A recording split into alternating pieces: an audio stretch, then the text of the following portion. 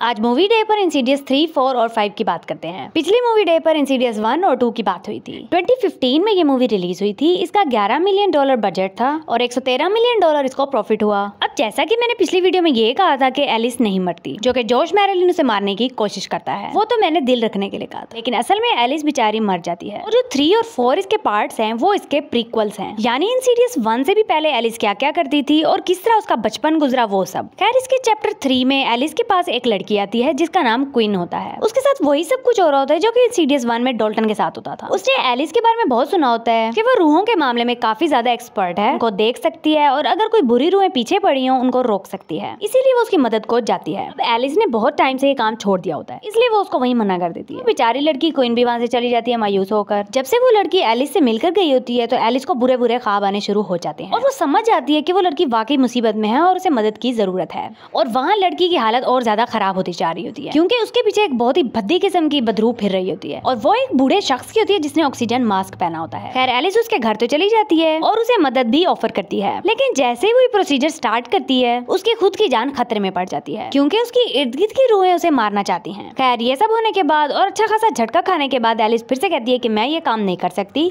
और मुझे जाना है। क्वीन और उसका बाप तो रोकते ही रह जाते हैं, लेकिन वो नहीं रुकती क्योंकि काफी ज्यादा शॉक्ड हो गई होती है। खैर उसके बाद भी ना उसकी जिंदगी में चैन रहता है और ना ही क्वीन की। एक दफा वो रूहों को दावत देकर उनके साथ छेड़खानी कर चुकी है, अब तो वो पीछा नहीं छोड़ने वाले, इसलिए क्वीन के साथ मजीद बुरा होने शुरू हो जाता है और वो बूढ़ा शख्स की गर्दन तक तोड़ देता है और उसकी टांगे भी तोड़वा देता है। होता तो वो एक एक्सीडेंट में है, लेकिन वो एक्सीडेंट सोची समझी साजिश होती है और उसके पीछे भी उसी बदरू का काम होता है। खैर वो बेचारी लड़की अपनी टांगे और गर्दन तोड़वा कर बिस्तर पर लग जाती है। खैर उसके बाद तो उसकी हालत मजीद खराब हो जाती है। उसका बाप अपने कामों को जब निकल जाता है वो रूह उसके पीछे फिर से आ जाती है और उसके कमरे का माहौल फिर से डरावना हो जाता है। वो जादू से कहीं भी पहुंच जाती है और जैसे ही उसका बाप कहीं से आ जाता है फिर से सब कुछ नॉर्मल हो जाता है। ये भी सिर्फ एक ही बार होता है। उसके बाद से तो वो बदरू इतनी ओवर हो जाती है उस लड़की के बाप के सामने ही सबको उड़ा उड़ा के पटक रहा होता है और एक वक्त ये आता है कि वो लड़की ही होश में नहीं होती कि उसकी रूह को कहीं कैद कर लिया होता है और वो बूढ़ा शख्स उस पर काबिज हो जाता है। इसीलिए वो फिर से एलिस से राब्ता करते हैं और एलिस को भी महसूस हो गया होता है कि बहुत ही सीरियस मामला है। फिर बीच में तो वो 2 और शख्स से भी राब्ता करता है क्योंकि प्रोग्राम में तो यही शो करते हैं कि वो रूहों का इलाज करते हैं और उनको उनकी दुनिया में भेज देते हैं, लेकिन असल में उनका रूहों से कभी भी वास्ता नहीं पड़ा होता, वो सिर्फ शो के लिए सब करते थे। जैसे ही असल रूह उनका बैंड बजाने लगती हैं उनके होश ठिकाने आ जाते हैं और फिर एलिस की होती है एंट्री। तो वो दोनों एलिस के साथ मिलकर उस लड़की की मदद करते हैं। एलिस का क्योंकि क्वीन से राब्ता नहीं हो पाता और वो समझ जाती है कि वो रूहों की दुनिया में कहीं फंस गई है, इसीलिए वो रूहों की दुनिया में एंटर होती है और क्वीन को ढूंढ निकालती है और उस बूढ़े शख्स को भी मार देती है। वो घटिया इंसान तो उसके शौहर के रूप में भी आ जाता है। वो उस घटिया रूह की 1-2 बातों से पहचान लेती है कि ये मेरा शौहर तो नहीं हो सकता क्योंकि वो उसको खुद को मारने को कह रहा होता है। अब जैसे ही एलिस उसको पहचानती है उसका ऑक्सीजन मास्क खींच लेती है। यूं उस बूढ़ी रूह से जान भी छूट जाती है और क्वीन भी वापस अपनी बॉडी में आ जाती है। इस दौरान एक हैरानकुन बात ये भी होती है, जैसे ही एलिस क्वीन के साथ उस दुनिया में वापस आ रही होती है, दरवाजा खोलते हैं ये सोचते हुए कि शायद हमारी दुनिया की तरफ जाता है, वहाँ उन्हें डॉल्टन का बचपन दिखाई देता है जो कि इंसीडियस 1 में देखने को मिलता है। यानी क्वीन का मामला हल करने के बाद ही वो दोबारा से ये मिशन शुरू कर देती है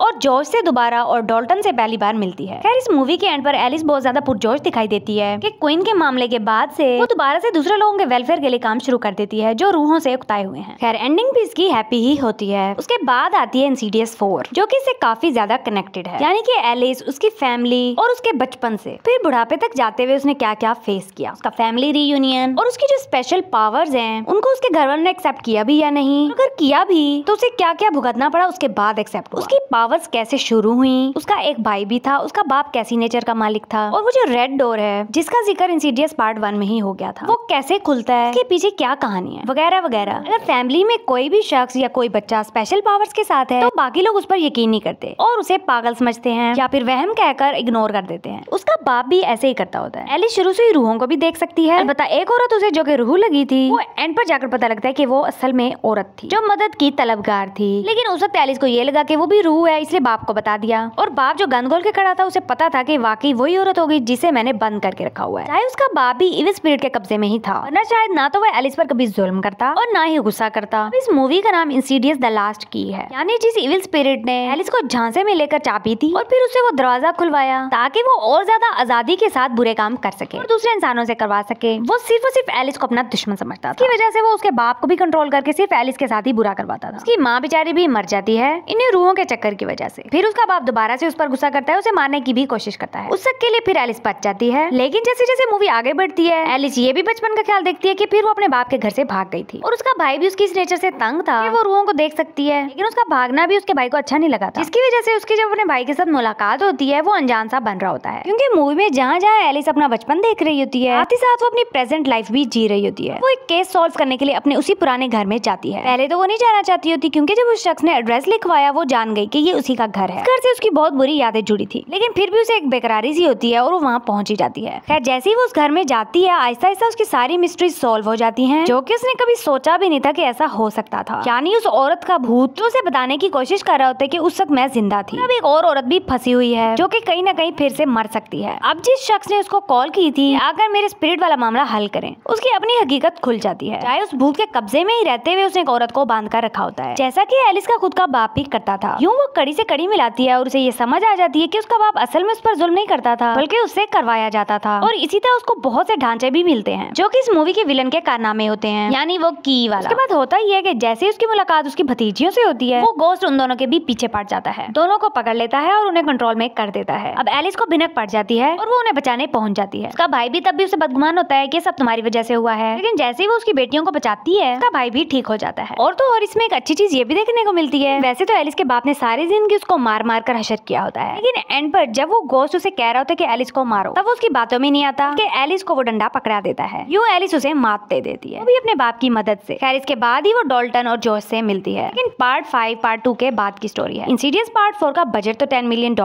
लेकिन इसने $167.9 मिलियन कमाया। नेक्स्ट बारी है इंसीडियस पार्ट 5 की, जिसका नाम द रेड डोर है। इसमें फिर से जॉर्ज लैम्बर्ट की फैमिली दिखाई गई है। उसमें डॉल्टन, उसका भाई और उसकी बहन टीनेज को पहुंच चुके होते हैं। मूवी यहाँ से शुरू होती है कि जॉर्ज की माँ गुजर गई है और वो उसको दफनाकर खड़े होते हैं। और अब इसमें ऐसा भी नहीं कि वो एक बहुत ही हैप्पी फैमिली है। उसकी बीवी ने जॉर्ज से तलाक ले ली होती है, क्योंकि वो सारे गोस्ट वाले मामला से तंग आ चुकी होती है। गोस्ट उनका कभी भी पीछा नहीं छोड़ते थे, और जॉर्ज तो वैसे ही बच्चों की नजर में बुरा बन गया था, तो अब क्या ही वजाते देती फिरती, तो A to Z कुछ भी नहीं बता सकती थी। तो उसने बेहतर यही समझा कि तलाक ही ले लेते हैं। इसी तरह जॉर्ज के बच्चे उसे बदगुमान होते हैं। बचपन में जो उन्होंने जॉर्ज मैरिलीन को देखा था, उन्होंने ये समझा था कि वो असल में उनका बाप है, लेकिन वो जो अपनी बीवी पर जुल्म करता था या बच्चों की तरफ हथौड़ा उठा लेता था, वो जॉर्ज मैरिलीन था। बस यही बात डॉल्टन और उसके भाई को उनकी माँ नहीं बता पाई। जॉर्ज की माँ की मैयत के टाइम एक शख्स आता है, उसको जॉर्ज या उसकी बीवी ने, मतलब के एक्स बीवी ने कभी भी नहीं देखा होता, तो वो जानना चाहते हैं कि आखिर ये कौन शख्स है। जॉर्ज चाहे उसके पीछे जाता है और उसे पूछता भी है, लेकिन फिर भी वो उसको नहीं पहचान पाता। उसके बाद से फिर से जॉर्ज के साथ वही सब होने लग जाता है जो बरसों पहले एलिस खत्म करके गई थी। खैर डॉल्टन को आर्ट में इंटरेस्ट होता है, और जिस हॉस्टल में वो जाता है उसके रूममेट एक लड़की निकलती है, लेकिन लड़की साथ ही साथ ये भी कह देती है तुम्हें परेशान होने की जरूरत नहीं, सुबह सब कुछ हो जाएगा। तब तक जॉर्ज और डॉल्टन आपस में गुफ्तगू करते हैं, जब तक वो लड़की रूम की बात करने जाती है। डॉल्टन तब भी अच्छी खासी बाप को सुना देता है, जॉर्ज भी थोड़ा बहुत गुस्सा कर देता है उस पर, लेकिन उनकी ये लड़ाई यहाँ खत्म नहीं होती। उसके बाद जॉर्ज वहाँ से चला जाता है। अब जॉर्ज अकेला रहता है और डॉल्टन हॉस्टल, लेकिन दोनों को कुछ ना कुछ दिखाई देना शुरू हो जाता है। पहले तो महसूस होता है, लेकिन बाद में रूहें सामने आने शुरू हो जाती हैं। इसके पार्ट 2 में जो उन दोनों को भुलवाया गया था, यानी उनकी मेमोरी इरेज की गई थी, वो आहिस्ता आहिस्ता करके डॉल्टन को भी और जॉर्ज को भी याद आ जाता है। और जो डॉल्टन की बदगुमानी थी अपने बाप को लेकर, हमारा बाप हमें मारता था या वो हमसे प्यार नहीं करता, वो सब कुछ खुलकर सामने आ जाता है। और बच्चों की जो अपने बाप को लेकर जितनी भी गलत फहमियां थी वो सारी दूर हो जाती हैं। ये पता लगता है कि बाप हमारा सेवियर था, ना कि किलर। अब डॉल्टन के आर्ट क्लास ज्वाइन करने के बाद ही वो ऐसी ऐसी चीजें ड्रॉ कर रहा होता है जो उसने कभी देखी नहीं थी, लेकिन उसके मुताबिक बस वो कहीं ना कहीं उसके दिमाग में या दिल में छुपी हैं। वो ड्रॉ करते ही हैरान रह जाते हैं कि आखिर ये मैंने क्या ड्रॉ किया है। वो लाल दरवाजा ड्रॉ करता है, उसके बाद वहाँ तक सफर भी कर गया है, और अपने बाप को ड्रॉ करता है हैमर पकड़कर उसको मारते हुए। दूसरी तरफ जॉर्ज को ये भी पता लगता है कि असल में उसके बाप को भी ये सब दिखाई देती थी, उसके बाप की वजह से ही जॉर्ज को भी दिखाई देती हैं चीजें, और फिर डॉल्टन को। खैर इस मूवी में भी यही होता है जैसा पार्ट 2 में हुआ था। पहले गोस्ट डॉल्टन को पकड़ लेते हैं और जॉर्ज उसे बचाता है। जॉर्ज अपने बेटे को बचाने के लिए पीछे रह जाता है, और उसके बाद डॉल्टन अपने बाप को बचाता है, वो भी उस लाल दरवाजे को ब्लॉक करके अपनी पेंटिंग स्किल्स दिखाते हुए। और बचपन में हुआ सब कुछ भी वो देख लेता है। जब डॉल्टन और जॉर्ज अपनी अपनी बॉडी में वापस आ जाते हैं, डॉल्टन की माँ दोनों को देखकर खुश हो जाती है। उसके बाद जॉर्ज और उसकी एक्स वाइफ दोबारा से साथ होने का सोचते हैं। यूं हो जाती है हैप्पी एंडिंग। अभी तक के लिए तो पार्ट 5 की ऐसी एंडिंग हुई है कि देखने में लगता नहीं इसका 6 पार्ट आएगा, लेकिन कुछ भी हो सकता है इसी से आगे या किसी और फैमिली के साथ इंसीडियस पार्ट 6 आ जाए। इंसीडियस का ये पार्ट भी काफी ज्यादा धुआंधार रहा। $6 मिलियन इसका सिर्फ बजट था और $189 मिलियन